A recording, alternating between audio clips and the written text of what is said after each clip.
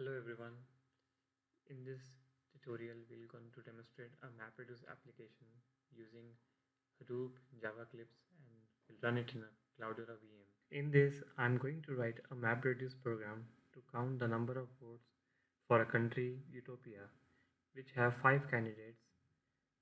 So my MapReduce job will split the input data set into independent chunks, which are processed by the map task in a parallel manner. The framework then sorts the output of the maps, which are then reduced by the reducer task, and the output is written to the file system. I have created a Java project, UtopiaVoteCount, and inside the MapReduce package, I have created three Java class files as per this tutorial. So if we see in the Cloudera VM, uh, when I have already imported uh, the respective jar files in order to connect to Hadoop in the existing project.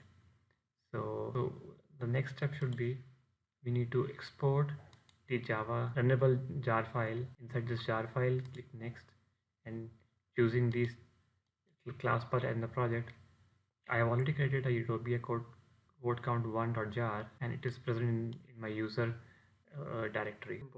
Import the executable jar file from the Java application. Uh, I can access through this terminal. So what I'm going to do is I'm going to place it in the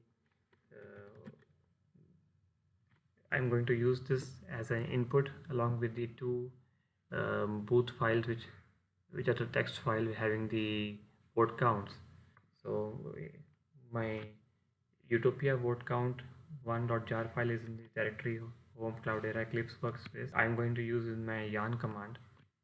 So if we go to the Cloudera VM and open the file browser, so I have already uploaded the two input files, boot1 and boot2, and now through a terminal I'm going to kick off the now using the yarn command. I'm going to kick off the program.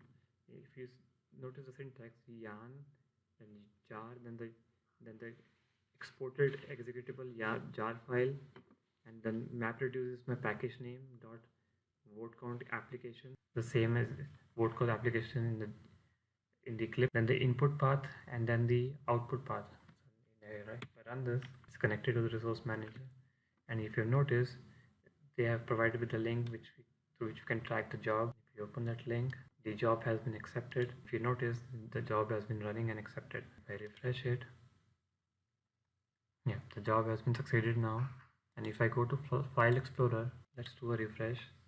And inside the user directory, if you have noticed, the yarn command has already created an output directory, and inside this directory we have our output file which has the consolidated vote count for each of the candidates. So we can see there's a tie, and the Jinjin, Jojo, and Jojo all got 14 vote count. So that concludes the tutorial.